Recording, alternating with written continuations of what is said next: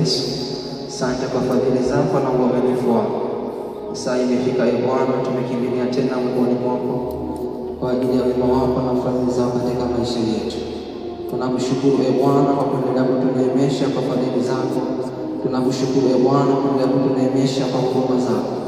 Asante maana hata hapa tulipo ni kwa sababu ya huruma na pendo lako katika maisha yetu. Jioni ya leo tena e Bwana, tumekimbilia madhabahuni kwako.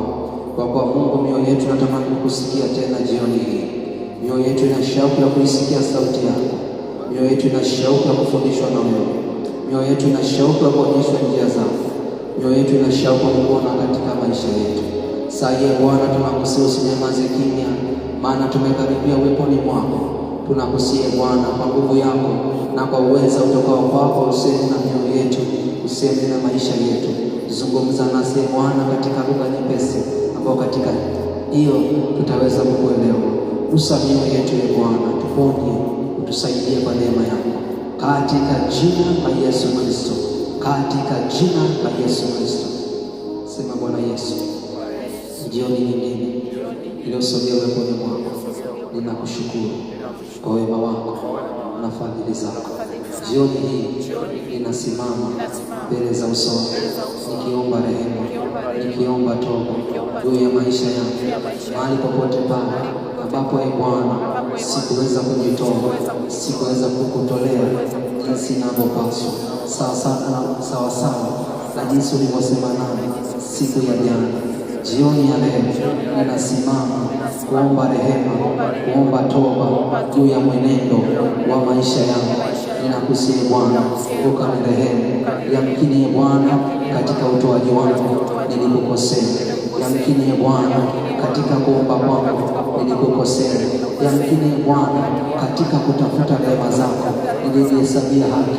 Jioni ya leo ninaomba rehema, ninaomba toba, ninaomba unirehemu katika jina la Yesu.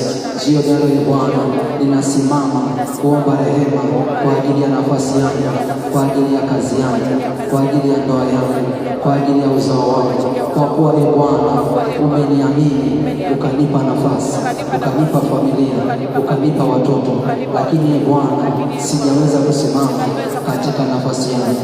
Jioni ya leo ninakiri ya kwamba sijasimama sawasawa katika nafasi yangu, nami e Bwana, kwa ajili hiyo ninaomba rehema, maana umesema kwa kweli na rehema uovu usafishwe. Ndivyo e Bwana, jioni ya leo na uwekili kibu yako ya kwamba e Bwana, sijawa mwaminifu. Ninakusihi kwa rehema zako ukanirehemu, ninakusihi kwa rehema zako ukanisamehe katika jina la Yesu. Ninaendelea kuomba toba Baba katika jina la Yesu. Ulisema nasi siku ya jana juu ya mienendo yetu, katika utoaji wetu, katika kukaa kwetu, katika nafasi za tuamini. Tunasimama jioni ya leo kuomba toba na rehema. Tunakusihi Bwana, ukaturehemu, ukatusamehe kwa damu ya Yesu Kristo. Maana e Bwana, ninapo nasema uhusiano uliopo katika sadaka na katika e Bwana toba yetu e Bwana, tunakusihi Mungu mtakatifu. Yamkini kuna mahali ambapo ulitegemea kuona kiwango cha utoaji wetu kimekaa vizuri. Yamkini e Bwana, ulitegemea kuona kiwango cha mwenendo wetu sawasawa na nafasi ambayo umetuamini ukatupa, ukitegemea matarajio, lakini e Bwana, hatujayafikia matarajio yako. Jioni ya leo tunasimama na toba kama ulivyosema nasi kupitia Roho wako siku ya jana. Tunaomba rehema, tunaomba toba, tusamehe Bwana kwa kiwango cha utoaji wetu, kwa kiwango cha imani zetu, kwa kiwango cha mwenendo wetu, kwa kiwango cha kufanya kwetu, katika jina la Yesu. Hatujafanya sawasawa, hatujaenda sawasawa. Jioni leo Bwana, tunatubia maovu yetu, tunatubia dhambi zetu katika jina la Yesu. Tunasimamisha damu ya mwana kondoo kama sadaka katikati ya maisha yetu. Damu ya Yesu Kristo inenayo mema isimame Bwana kama sadaka mbele zako Bwana, ya kutuhesabia haki, ya kutangaza rehema, ya kutangaza msamaha katika jina la Yesu. Mwana kondoo wa Mungu, uchukue dhambi ya ulimwengu, uturehemu jioni ya leo. Leo ni watoto wako, leo ni familia hii ambayo Bwana imeingia kwenye mapigo, imeingia kwenye mateso, kwa sababu Bwana ulipopima kiwango cha kukuona mwaminifu, na kwa sababu Bwana wamejikuta wanapita kwenye changamoto nzito, wanapita kwenye kwenye mateso. Jioni ya leo Bwana, kumbuka rehema, kumbuka rehema katikati ya ghadhabu, kumbuka rehema katikati ya ghadhabu, kumbuka rehema katikati ya ghadhabu, kumbuka rehema katikati ya ghadhabu, kumbuka rehema. Damu ya Yesu Kristo, damu ya Yesu Kristo, rehema zako Bwana zikanene kwa habari ya watoto wako, zikanene kwa habari ya watoto wako, zikanene kwa habari ya watoto wako. Kumbuka rehema katika jina la Yesu, rehema zako, rehema zako. Kumbuka rehema zako Bwana, kumbuka rehema zako, achilia rehema zako Bwana katika jina la Yesu Kristo. Sasa Bwana, mahali popote pale Baba tulikutolea chini ya viwango, tulikutolea kila neno mibovu Bwana, na kwa hiyo Mungu anazapika na kukuita katika hasira juu yetu katika jina la Yesu, katika damu ya Yesu. Baba tazama rehema zako. Sasa tunaomba rehema, sasa tunaomba toba na rehema, sasa tunaomba toba na rehema, sasa tunaomba toba na rehema katika jina la Yesu. Mahali popote pale Bwana ambapo Bwana tulikuwa chini ya viwango, tulikuwa kwa mapenzi yetu wenyewe, lakini si kwa kusikia mzigo ambao tupo ndani yako, si kwa namna ambavyo Mungu umesema nasi ndani ya mioyo yetu. Baba tulitoa kwa makusudi, Baba tulitoa kwa mazoea, mahali popote ambapo tulitoa Bwana, tulitoa Bwana vitu vilivyo vibaya na si vya thamani mbele zako. Baba tunaomba rehema, Baba tunaomba rehema, Baba tunaomba rehema, na mahali popote ambapo Bwana tulitoa nje ya imani, tulitoa nje ya imani, maneno yako yanasema katika kitabu cha Warumi kwamba chochote ambacho kinafanyika nje ya imani ni dhambi, chochote ambacho kinafanyika nje ya imani ni nje ya imani ni dhambi Bwana. Neno la kutenda dhambi kwa sababu ya kufanya ya kutoa nje ya imani, nje ya imani, nje ya imani. Baba sai tunaomba rehema, sai tunaomba rehema katika jina la Yesu, katikati ya ghadhabu Bwana, kumbuka rehema Bwana, achilia rehema zako juu yako, achilia rehema zako juu yako, achilia rehema zako juu yako katika jina la Yesu, katika damu ya Yesu, na hiyo damu yako na mwili wako Baba nikatilia uzima ndani yako, nikatilia uzima ndani yako, nikalete rejesho jipya katika jina la Yesu, nikarejesha usamani, nikarejesha kiu, nikarejesha hiyo imani, na kutolea Mungu katika moyo wa kupenda, na kutolea Mungu katika mambo ya kusudia vilivyo vya samani. Baba turehemu tena, Baba turehemu tena, Baba turehemu tena katika jina la Yesu. Zaida ya majira tunaomba rehema, tunaomba rehema zako juu yetu Bwana, achilia rehema zako juu ya mtoto wako, achilia rehema zako sai Bwana, tunaomba rehema zako Bwana, tunaomba rehema zako Bwana, tunaomba rehema zako Bwana katika jina la Yesu, katika damu ya Yesu. Baba tunaomba rehema, Baba tunaomba rehema, tulipotoa chini ya viwango, tulipofanya chini ya viwango, pale tulipotoka katika wito wako, lakini bado tukatenda chini ya viwango Baba, hatukuzingatia maagizo yako, hatukuzingatia maelekezo yako. Tunaomba rehema, rehema, rehema, rehema Bwana, rehema, rehema katika jina la Yesu, katika damu ya Yesu. Uturehemu Bwana katika jina la Yesu Kristo.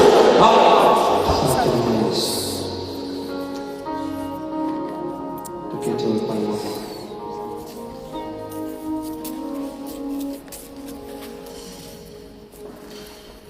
Somo alilokuwa nalo mchungaji linasema uhusiano uliopo kati ya sadaka ya gharama na toba. Uhusiano uliopo kati ya sadaka ya gharama na toba. Na jana akasema toba haikamiliki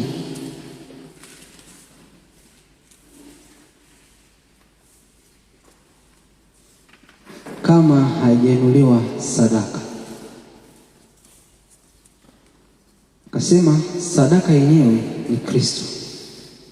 Anasema Kristo ni sadaka ya gharama ya kimungu, basi inampasa mtu aombaye toba kutoa sadaka ya gharama. Bwana Yesu asifiwe. Kama Kristo ni sadaka ya gharama, kama somo linavyosema, uhusiano uliopo katika sadaka ya gharama na toba. Kama Kristo ndio sadaka ya gharama ambayo Mungu ameitoa kwa wanadamu ili wanadamu wapate kimbilio,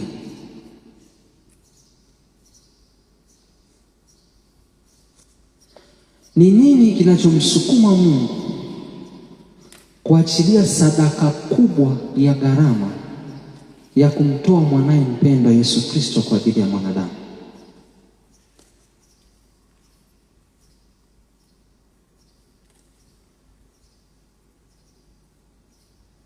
Kinachomsukuma au kilichoko nyuma ya utoaji wa Mungu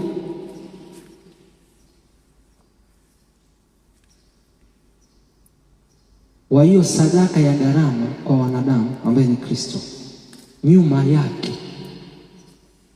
kuna kitu kinaitwa pendo la Mungu.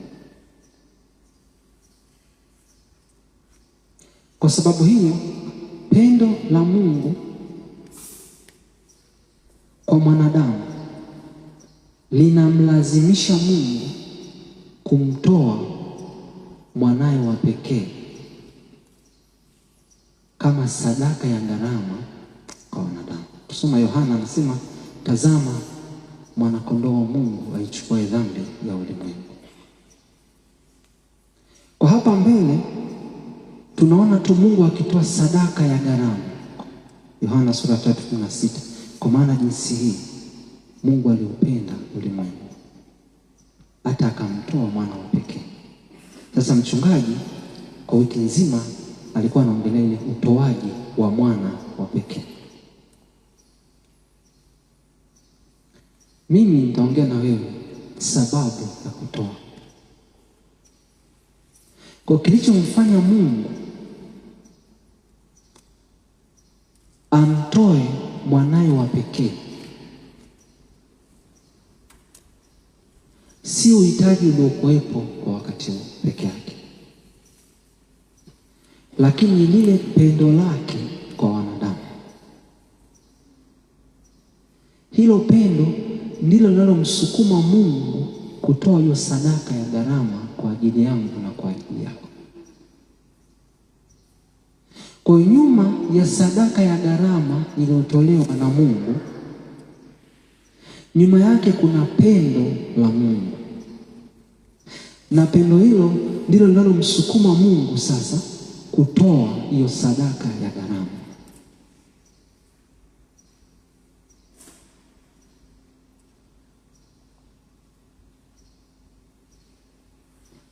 Kama mchungaji alivyosema jana,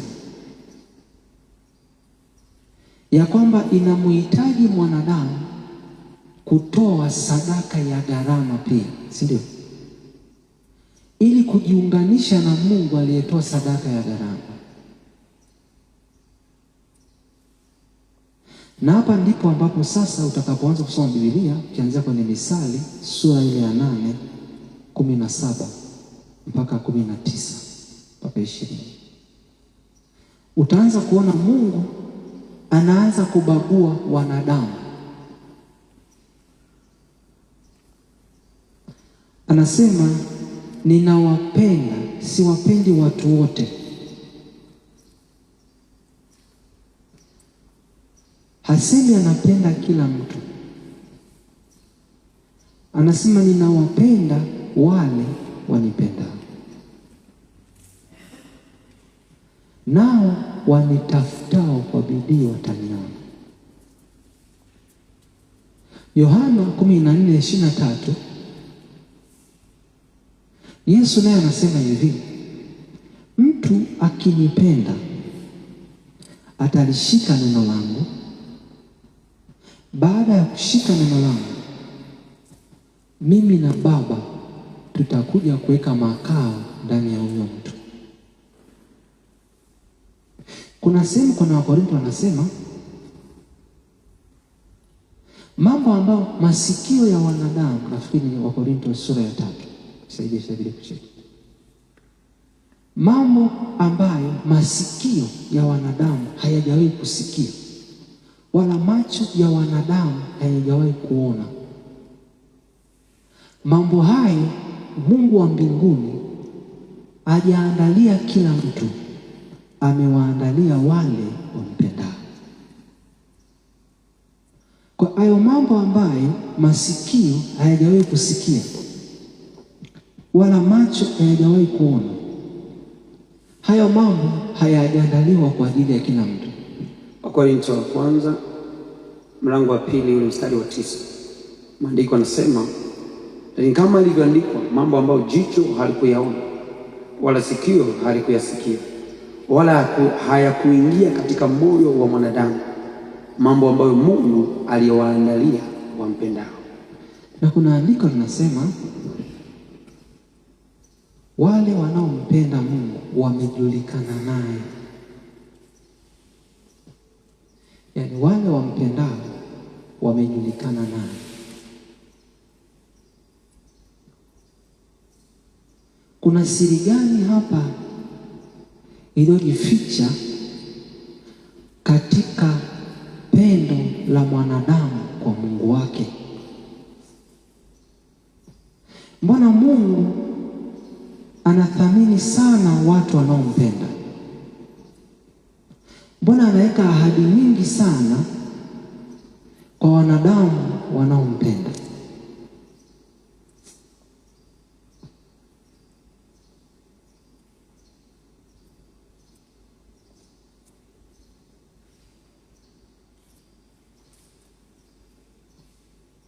Imani kwa mwanadamu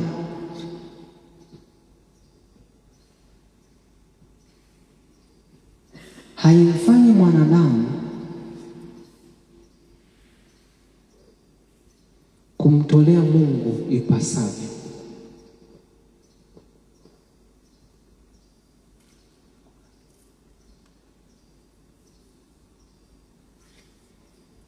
Nimesema haimfanyi mwanadamu kumtolea Mungu ipasavyo. Kumbe mwanadamu anaweza akaaminishwa jambo akatoa kwa sababu ameaminishwa, ila jambo hilo lisio jambo la moja kwa moja. Mtu ampendaye Mungu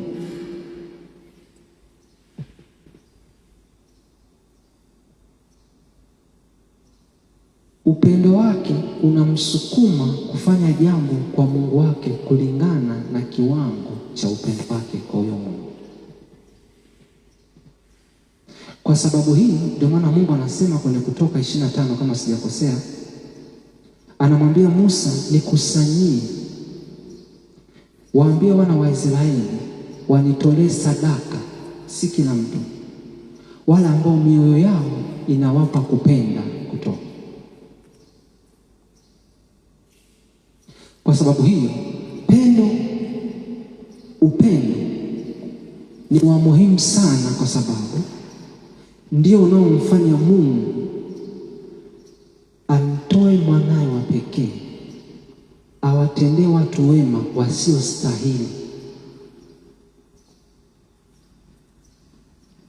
Kwa sababu hiyo pendo ndani ya mwanadamu ni la muhimu, kwa sababu linamfanya mwanadamu afanye jambo pasipo kulazimishwa.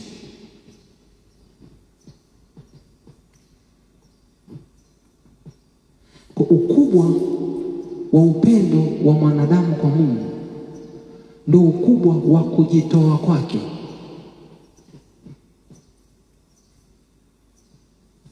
Ndio ukubwa wa kutoa kwake.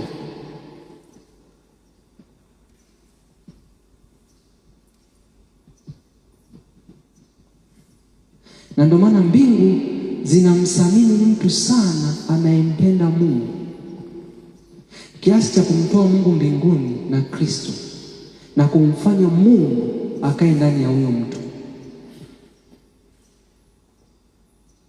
Kwa somo la jana, pakiwepo na upendo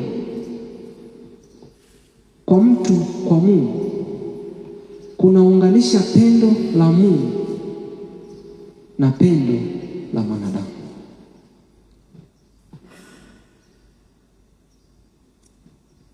Katika upendo kuna aina mbili za upendo. Kuna pendo linaloitwa pendo la agape. Hili ni pendo ambalo Mungu anawapenda watu wote.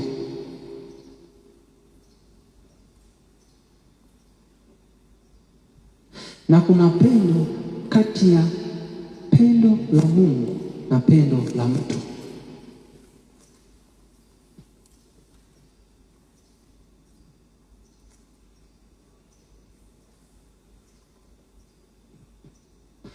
Linapokutana pendo la Mungu na pendo la mtu,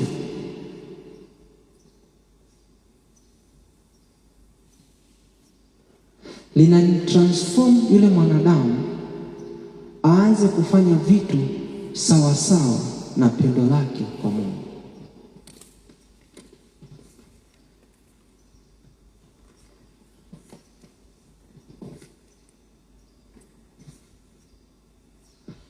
Kwa hiyo pakiwepo na upendo ndani ya moyo wa mwanadamu,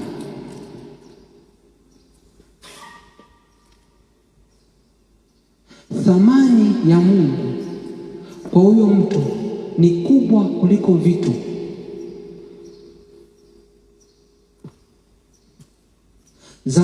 Ayubu sura ya 22, 24 mpaka 28.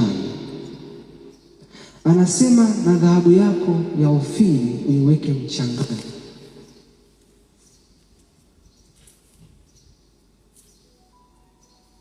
na mambo yanayokufurahisha.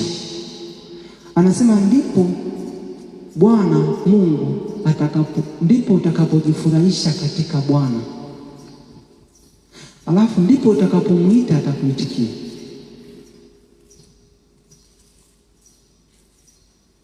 Upendo wako kwa Mungu unatengeneza usamani mkubwa kwa Mungu. Usamani mkubwa ndani yako ndio unaotengeneza uhusiano wako na Mungu. Kwa sababu hiyo, ukishampenda Mungu, ule upendo unatengeneza uthamani. Mungu anaanza kuwa kitu cha thamani. Na ndio maana kusoma kwenye Ayubu anasema vitu vyote vya thamani kwako viweke kwenye mchanga, vifiche. Baada ya kuviondoa, ndipo Mungu anakuwa ni wa thamani kwako. Kwa sababu hiyo, uthamani wa Mungu ukiwa mkubwa, unaamua uhusiano wako na Mungu.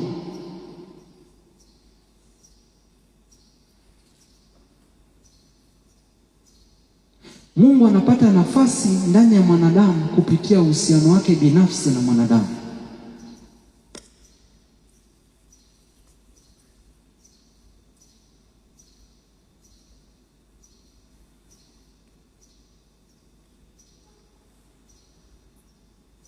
Kwa sababu hiyo, Mungu anapata nafasi ndani ya moyo wa mwanadamu kupitia pendo la mwanadamu kwa Mungu. Kwa sababu hiyo, panapokuwa na upendo ndani yangu kwa Mungu, swala la kutoa sadaka za gharama ndani yangu haiamuliwi na nilichohubiriwa, haiamuliwi na nilichokisikia. Inaamuliwa na lile pendo lililoko ndani yangu. Kwa sababu ninampenda Mungu, Mungu anakuwa ni kitu cha thamani kiasi ambacho sitakuwa tayari kumpoteza Mungu. Ndio maana kwenye kanisa kuna wale wafia dini, maana yake walimpenda Mungu kiasi cha kufa.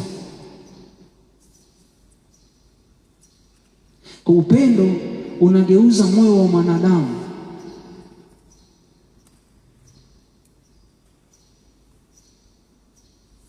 Atafanya kulingana na anavyopenda.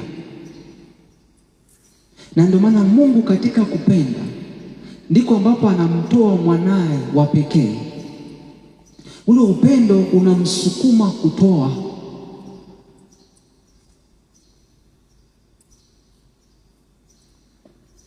Panapokuwa na upendo, swala la mimi kutubu, huko nasoma tunaendelea. Swala la mimi kutubu si swala la kulazimishwa, kwa sababu Mungu ni wa muhimu kwangu kiasi ambacho sitaki kumpoteza. Kwa sababu hiyo, swala la mimi kutubu ni la muhimu, kwa sababu uhusiano wangu na Mungu ni wa muhimu sana. Na kwa sababu ni wa muhimu, unanilazimisha kujitenga na baadhi ya vitu kwenye maisha yangu, hata kama ninavipenda. Inanilazimisha kurudi mbele za Mungu, kumtafuta Mungu kwa toba, ili nisimpoteze, kwa sababu nimetambua uthamani wa Mungu kwenye maisha yangu. Kwa upendo utanisukuma kutubu, kwa sababu kitu kinachonifanya niwe na Mungu ni uhusiano. Uhusiano unapoondoka, maana yake swala la mimi kuwa na Mungu linaondoka. Na kwa sababu Mungu ni wa thamani kwangu, inanilazimisha kushuka mbele za Mungu, kuutafuta uso wa Mungu, kwa sababu siko tayari kupoteza kitu cha thamani.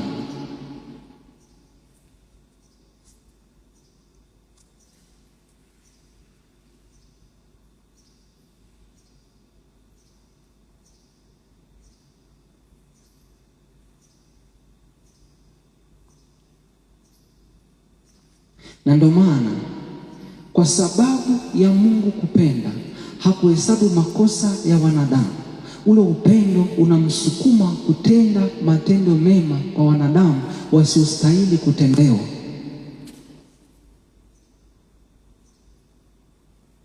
Kwa panapokuwa na pendo la Mungu na panapokuwa na pendo la mwanadamu kwa Mungu, vitu hivi vinaunganika. Ndiko ambapo mwanadamu anaweza kutenda jinsi inavyopaswa kutenda. Swala la toba, swala la kutoa sadaka yake ya gharama mbele za Mungu, upendo ulioko nyuma yake unamsukuma kutubu, unamsukuma kujitoa mbele za Mungu.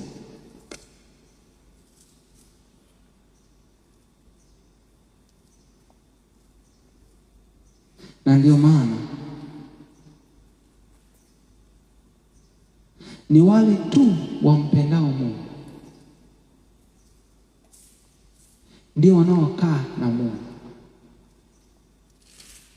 Zaburi ya 91 ukianzia 10 kushuka chini 12, anasema kwa kuwa amenijua jina langu, kwa kuwa amekaza kunipenda, kwa kuwa amekaza kunipenda. Maana yake kuna mazingira ambayo yalikuwa yanamfanya asimpende Mungu, lakini kutokana na hayo mazingira hakuangalia mazingira, akakazana sana kumpenda Mungu. Mungu anasema nitamwokoa, nitakuwa naye taabuni, tena nitamshibisha kwa siku nyingi. Kwa upendo wa mwanadamu kwa Mungu ndio ufunguo wa mwanadamu kwenda mbele za Mungu, ndio ufunguo wa mwanadamu kupata vitu vitokanavyo na Mungu.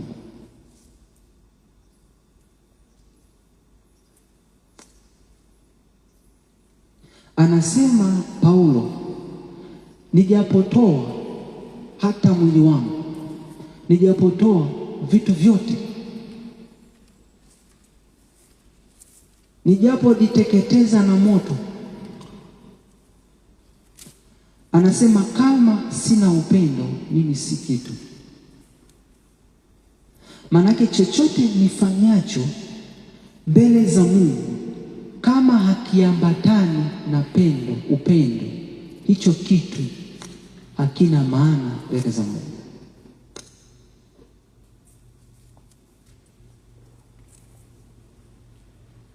Kwa hiyo sadaka yangu isipoambatana na upendo wangu,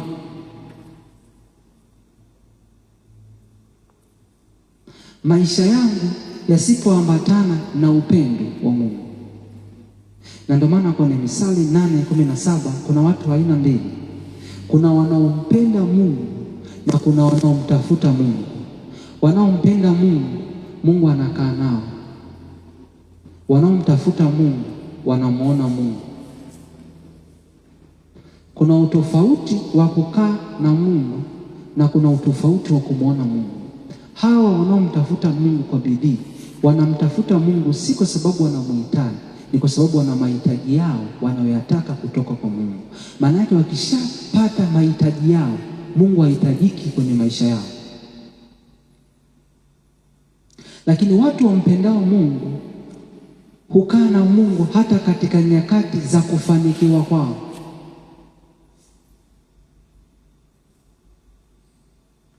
Kwa hata nyakati ambazo wangehisi hawamhitaji Mungu, bado Mungu anakuwa ni wa muhimu kwao.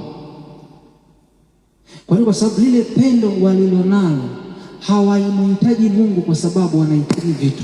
Ndio maana Zaburi ya 34 anasema wamchao Bwana hawatahitaji kitu chochote kilicho chema. Anasema simba huwa anatindikiwa, lakini wao wanaomcha Mungu hawatahitaji kitu chochote kilicho chema. Kwa nini hawahitaji? Ni kwa sababu wanavyo. Neno kumcha Mungu ni kufanya yote kwa ajili ya Mungu. Huwezi kufanya yote kwa ajili ya Mungu kama haumpendi Mungu.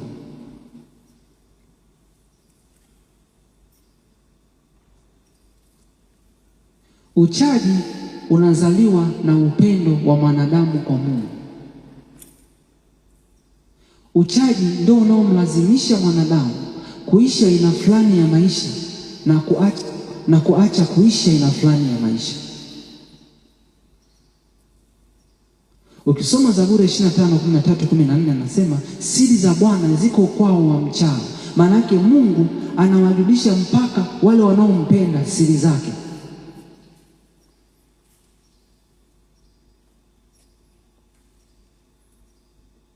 Kwa nini? Kwa sababu pendo langu kwa Mungu linaniamulia nafasi yangu kwa Mungu.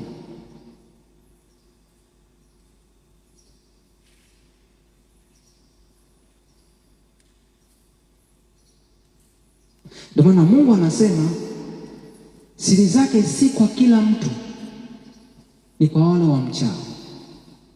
Maana yake kumcha kwangu mimi Mungu na kumpenda mimi Mungu kunanitofautisha na watu wengine. Ndio maana katika dunia hii watu hawatakaa wafanani siku zote mpaka dunia Yesu anarudi. Neema ya mtu A na neema alionayo mtu B hazitakaa zilingane hata siku moja, kwa sababu kiwango cha upendo wangu mimi kwa Mungu kinanitofautisha na wewe. Vile vile kinaamua aina ya neema nitakayokuwa nayo.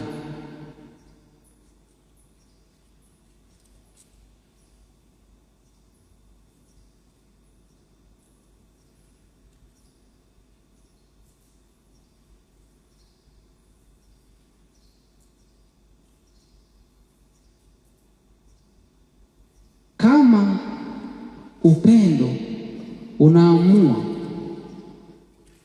ni kiwango gani cha utumishi wa mwanadamu kwa Mungu, maana yake moyo wa mwanadamu ni wa muhimu sana mbele za Mungu. Kwenye Mithali 26 kama sikosei, anasema mwanangu, nipe moyo wako na utapendezwa na njia zangu.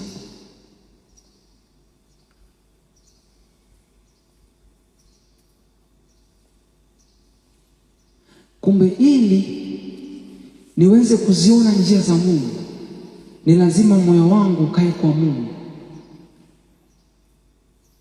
kwa sababu moyo unapopenda unasukuma nafsi, unasukuma roho, unasukuma mwili wa mwanadamu uende mahali unapopenda.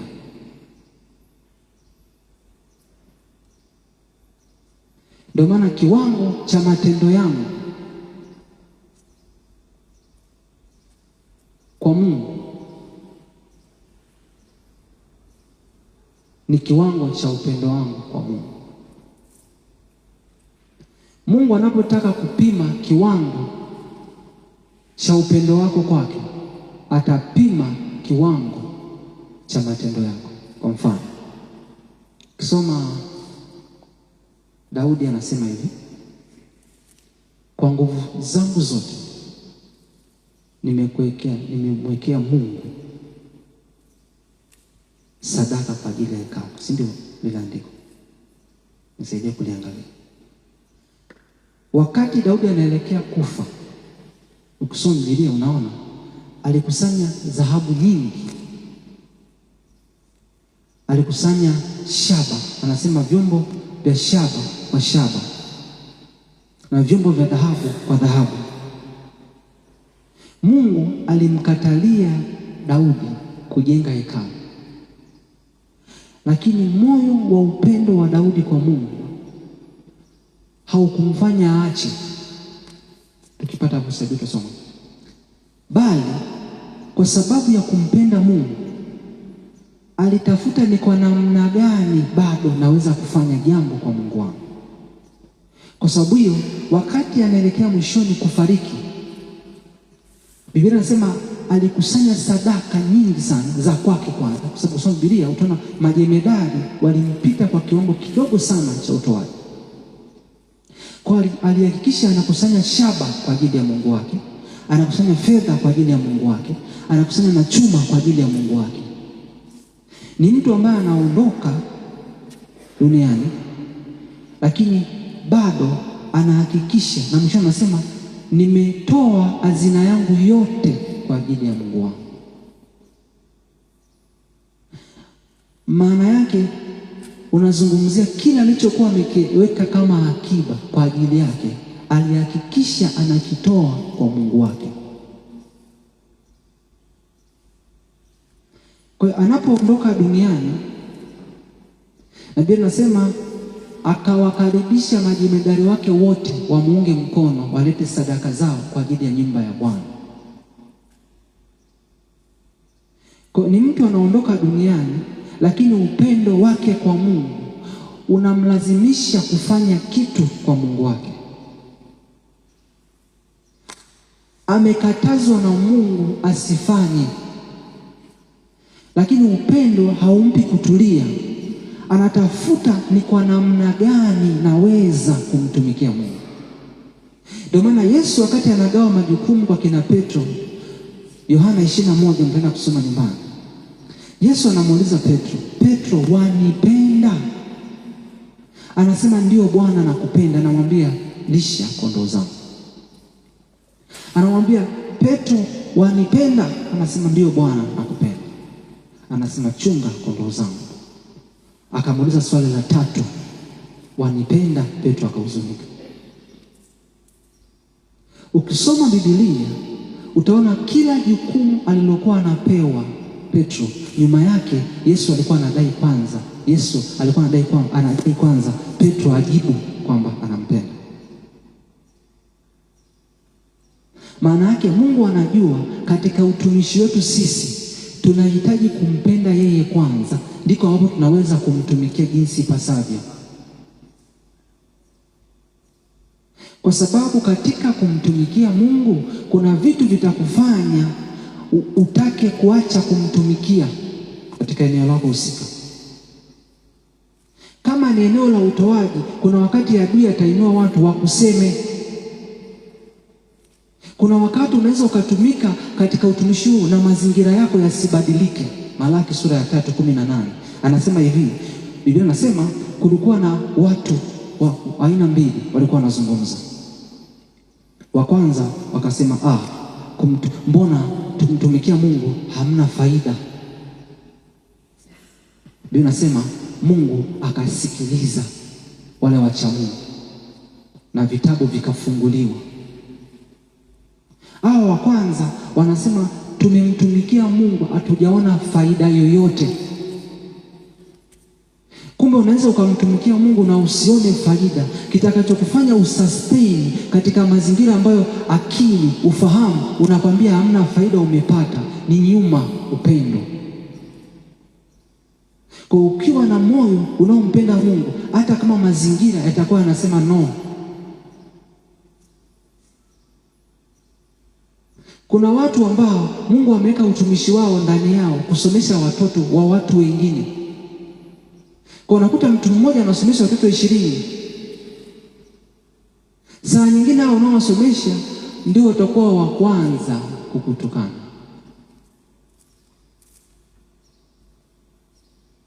Utawezaje kusustain katika mazingira hayo hayo? Kwa sababu huo ndio utumishi unaokuunganisha na Mungu. Na kwa sababu adui anajua kwamba ndio utumishi unaokuunganisha na Mungu, ni lazima atakuwa na ugusa ili uuache, kwa sababu ukiuacha utakuwa umetengwa na Mungu. Na ndio maana Kristo anatafuta kujua hakikisho la Petro kwamba unanipenda kabla ya kunitumikia. Bwana Yesu asifiwe.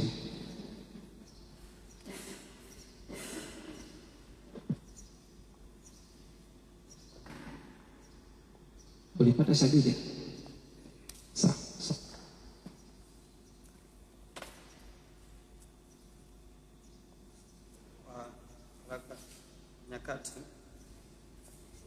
Nyakati wa kwanza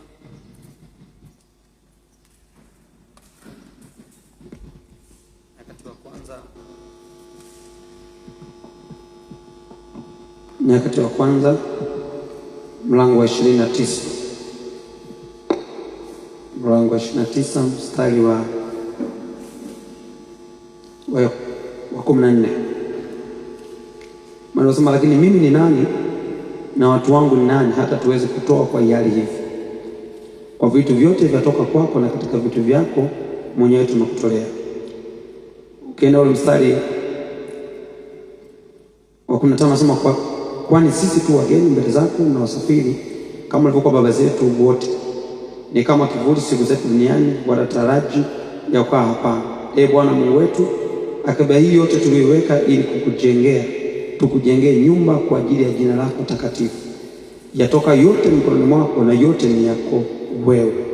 Na mnajua Mungu wangu ya kuwa wewe wajaribu moyo, nao wapendezwa na unyofu.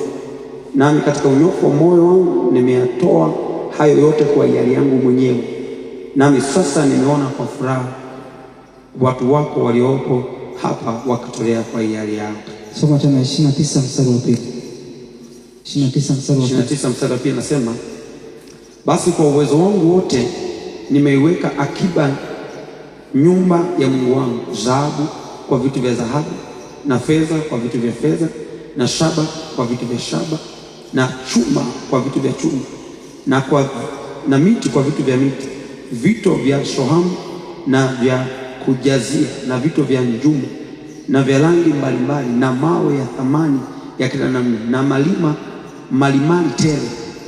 Nami tena kwa kuwa nimeiweka nyumba ya Mungu wangu shauku yangu, nami ninayo hazina yangu mwenyewe ya dhahabu na fedha, naitoa kwa ajili ya nyumba ya Mungu wangu. Zaidi ya hiyo akiba niliiweka tayari nyumba takatifu, yaani talanta 3,000 za dhahabu ya Ofiri, na talanta 7,000 za fedha iliyosafika ya kuzifunika kuta za nyumba, na dhahabu kwa vitu vya dhahabu, na fedha kwa vitu vya fedha, na kwa kazi za kila namna zitakazofanywa kwa mikono ya mafundi. Ni nani basi ajitoaye kwa moyo ili ajiweke wakifu leo kwa Bwana? Ndipo wakuu wa mbali ya mababa na wakuu wa kabila za Israeli na maakida maelfu na wa mamia pamoja na wasimamizi wa kazi ya mfalme wakajitoa kwa hiari yao. Bwana Yesu asifiwe. Amen. Ukienda mstari wa 28 unaona Daudi anaondoka duniani.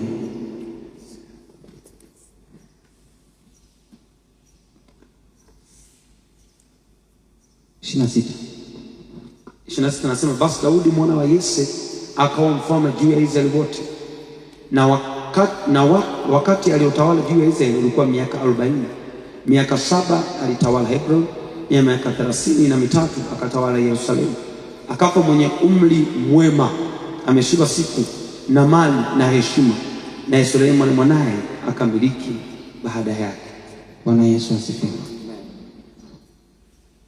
Umeona moyo wa kumpenda Mungu unamfanya mtu afanye jambo isipokulazimishwa. Bwana Yesu asifiwe. Usiku huu tutamuomba Mungu kitu kimoja. Ombi ambalo utaomba ni hili, kwamba Mungu, nipe moyo wa kukupenda. Nipe moyo wa kukupenda. Kisha mpenda Mungu, utasukumwa na watu. Unajua kuna kitu kinaitwa, mchungaji anakisemaga sana, ukisikia kinaitwa sadaka kwa Bwana. Sijui kama mnaelewa maana yake. Sadaka kwa Bwana ni sadaka peke yake inayomuondoa mwanadamu kuna kuhitaji kitu kutoka kwa Mungu. Sadaka zote unazoziona ndani hizo sadaka zina demand kitu kutoka kwa Mungu. Sadaka ya pekee isiyo na demand kutoka kwa Mungu ni sadaka moja, inaitwa sadaka kwa Bwana. Na hiyo sadaka ni sadaka ambayo watu wanaitoa kumuinua Mungu kwenye maisha yao. Yaani unapoitoa sadaka kwa Bwana ni unamuinua Mungu. Ni sadaka pekee isiyokuwa na hitaji la mwanadamu. Fungu la 10 linadai ubarikiwe. Shukurani ni matendeo ambayo Mungu amekufanya. Na unapotoa shukurani, maana yake unaambia Mungu nifanyie tena, maana nimeshukuru. Sadaka kwa Bwana ni sadaka peke yake isiyokuwa na demand. Na ndio maana ni sadaka ya Mungu moja kwa moja. Na hiyo huwa ibebeshwaki kitu ndani. Sadaka za malimbuko Ezekiel 42:44-30 kwa somo. Anasema utatoa sadaka ya malimbuko Ezekiel 44:30 kwa kuhani. Anasema ili ukalishe mbaraka juu ya nyumba yako. Kwa ni sadaka ina demand ndani. Yaani unatoa ili ule mbaraka ukae wapi? Nyumbani kwako. Sadaka kwa Bwana ni sadaka peke yake isiyokuwa na demand, kwa sababu inamuinua Mungu kama Mungu wako. Sadaka kwa Bwana haitolewagi na kila mtu, kwa sababu haina demand. Watu wanataka wakitoa wapokee vitu kwa Mungu. Ila wanaompendaga Mungu huwa wanatoaga, hawahitajiki vitu kutoka kwa Mungu. Yaani sio lazima moyo unaompenda Mungu utoe upokee, bali kwa sababu ya ule upendo unafurahia tu kutoa.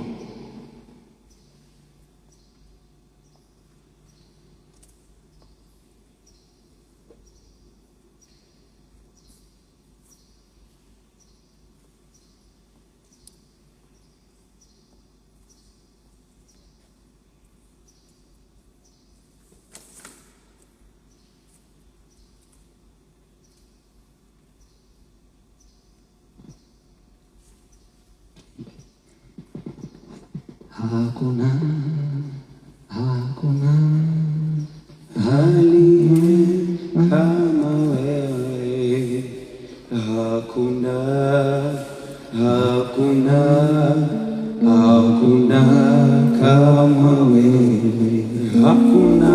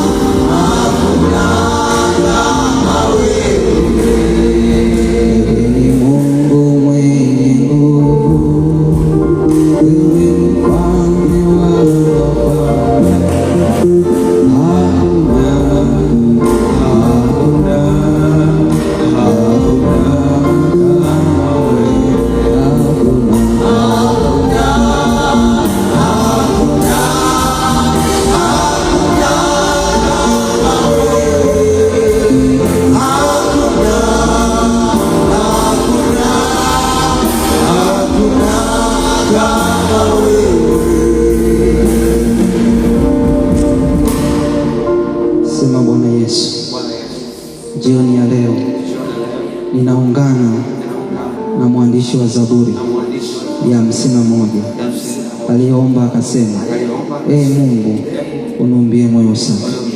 Jioni ya leo ninakusihi Bwana, nimetambua ya kwamba kiongozi wa maisha yangu ni upendo wangu kwako. Naamini Bwana, ili niweze kuwa salama ninahitaji kukupenda. Jioni ya leo ninatambua ya kwamba sijakupenda jinsi ninavyopaswa katika maisha yangu. Jioni ya leo ninakusihi Bwana, ukanisamehe, ukanirehemu. Nisamehe Bwana, kwa kuwa Bwana sijakupenda jinsi nilivyopaswa. Ninaomba unisamehe, ninaomba unirehemu. Wewe ulinipenda mimi, tena ukanichagua, tena ukajitoa kwa ajili ya maisha yangu.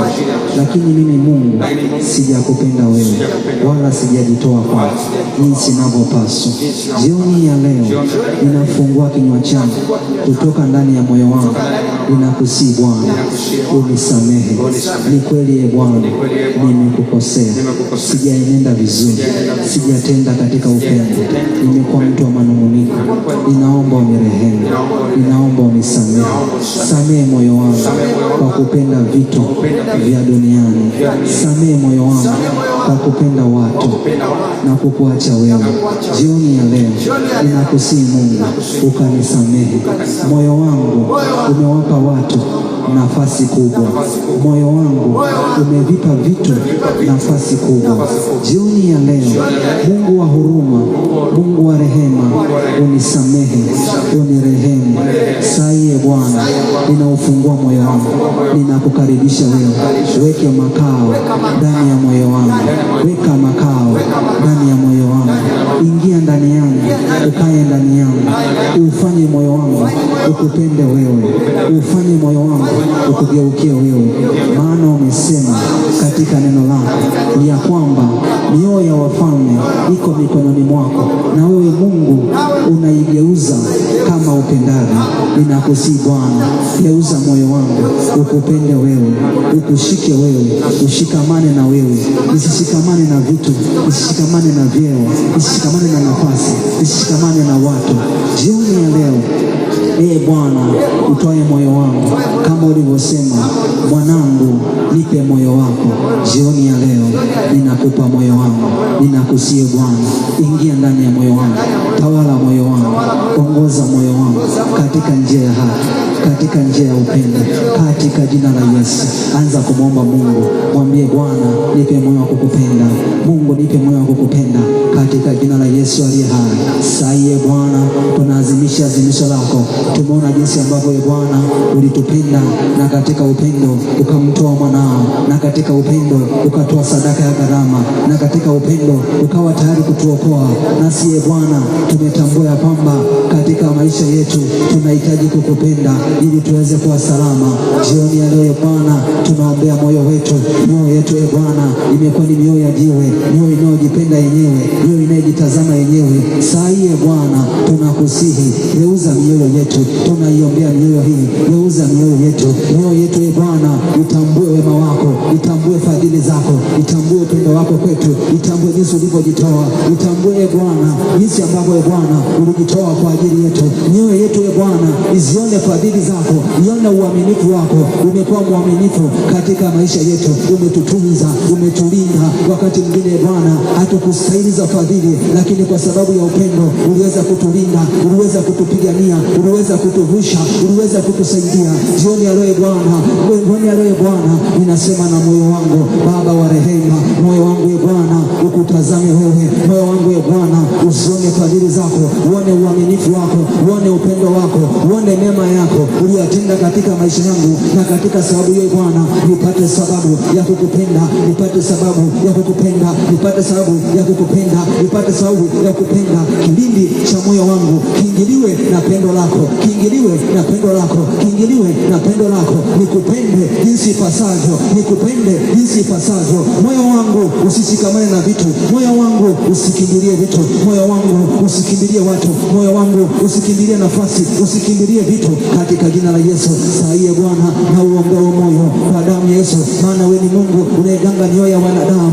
Saa hii Bwana, ganga mioyo yetu iliyopita kwenye majeraha kwa sababu ya kupenda vitu, kwa sababu ya kupenda watu. Baba, ni saa yako, pita kwenye mioyo ya wanadamu, pita kwenye mioyo yao, anza kuiganga mioyo yao, igangwe na wewe. Pita Bwana, pita na nguvu yako, pita na mafuta yako, mioyo yao igangwe, yale majeraha yaliyokaa kwenye moyo yagangwe sasa kwa damu ya Yesu, yagangwe sasa kwa damu ya Yesu, yagangwe sasa kwa damu ya Yesu Kristo, kwa damu ya Yesu Kristo. Mioyo yetu ilipokaa kwenye vitu, katika kukaa tukajikuta Bwana tunapita kwenye maumivu. Saa hii Bwana, damu ya Yesu Kristo ipite sasa kuganga mioyo ya watoto wako, kuganga mioyo ya watoto wako, kuganga mioyo ya watoto wako, mioyo ya watoto wako iponywe tena, iondoe mioyo yetu katika maumivu yatokanayo na vitu, katika maumivu yatokanayo na nafasi, katika maumivu yatokanayo na watu. Saa hii Bwana, mioyo yetu igangwe kwa upya, igangwe kwa upya, igangwe kwa upya, igangwe kwa upya, ndio igangwe kwa upya, ndio igangwe kwa upya, ndio igangwe kwa upya. Yesu, mioyo yetu Bwana tunaita mbele zako tena Mfalme, ipate kugangwa na wewe Bwana. Mioyo yetu ambayo imejeruhiwa kwa sababu ya nyakati, mioyo yetu ambayo imejeruhiwa kwa sababu ya watu, ambayo imejeruhiwa kwa sababu ya vitu Bwana. Sasa Bwana tunaomba uponye mioyo yetu Jehova, ondoa mioyo ya choyo, ondoa mioyo ya majeraha, ondoa mioyo iliyoharibika ndani yetu Baba, tuumbie moyo mpya Baba, umba moyo mpya ndani yetu. Ondoa hiyo mioyo Bwana ya kiburi, ondoa hiyo mioyo Bwana ya jiwe, ondoa hiyo mioyo Bwana ya kujihesabia haki ndani yetu, ondoa hiyo mioyo ya toyo Bwana, katika jina la Yesu. Sasa Bwana, ondoa hiyo mioyo iliyoharibika kwa sababu ya maumivu, kwa sababu ya vito, kwa sababu ya wateka watu, na tukashinda kukuweka wewe Mungu na kukupa nafasi Bwana mioyoni mwetu Baba, tukaacha kukupenda, tukaanza kupenda watu, tukaanza kupenda vitu, tukaanza kupenda mambo yanayotupendezesha wenyewe, lakini si kwa sababu ya mapenzi yako Baba. Umba moyo mpya ndani yetu, ondoa hiyo mioyo yenye uharibifu, ondoa hiyo mioyo yenye uharibifu, ondoa hiyo mioyo yenye maumivu, ondoa hiyo mioyo yenye majeraha, na utugange kwa upya tena Bwana, na utugange kwa upya tena Bwana.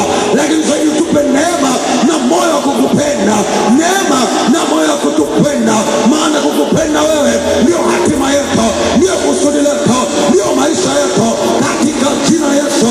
Baba, ondoa moyo mgumu ndani yetu na kutupa moyo wa nyama, katika jina la Yesu.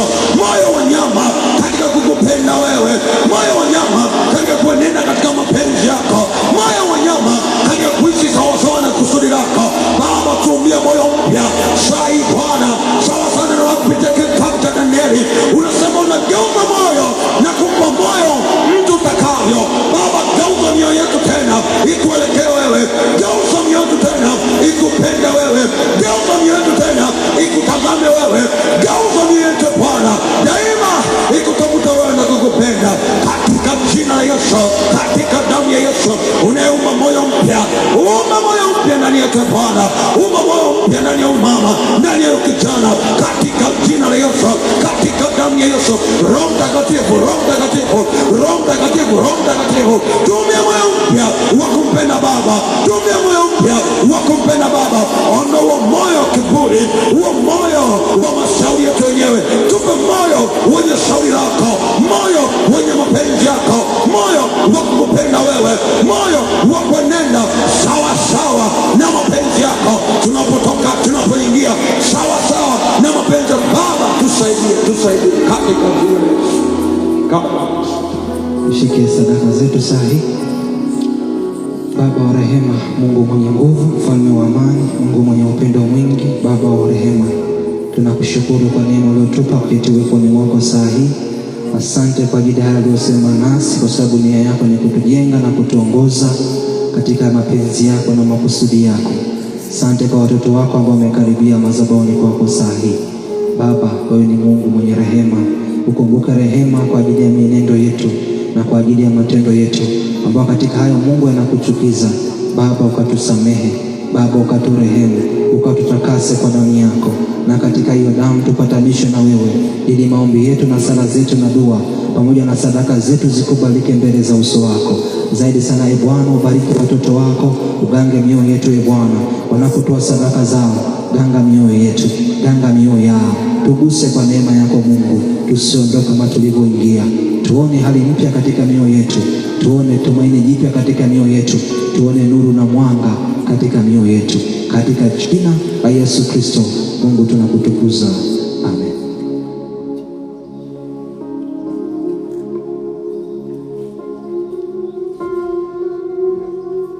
Sasa tutulie, tupokee baraka za Mungu, na wale ambao walikuwa hawajashiriki watapotoa sadaka zao watakuja huko kushiriki.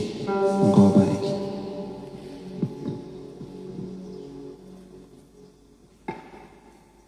Mioyo yetu ili tupate kupokea baraka ya Bwana. Bwana akubariki na kukulinda. Bwana akuangazie nuru ya uso wake na kufadhili. Na Bwana Mungu akuinulieni nuru ya uso wake na kuwapeni amani. Katika jina la Baba na la Mwana na la Roho Mtakatifu. Amen. Tumshangilie Bwana kwa makofi mengi na sifa na shukrani mbele zake. Basi wale ambao hamjashiriki karibuni, na wale ambao bado hatujamtolea Mungu matoleo karibuni pia tumtolee Mungu matoleo yetu. Upo mwenyewe